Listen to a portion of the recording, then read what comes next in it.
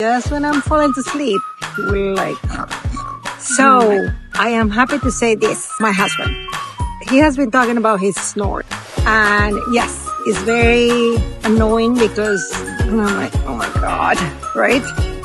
So we ran out of this technology that we're using for a few weeks. And I was so happy that he still wasn't snoring. So he's still alive and with us.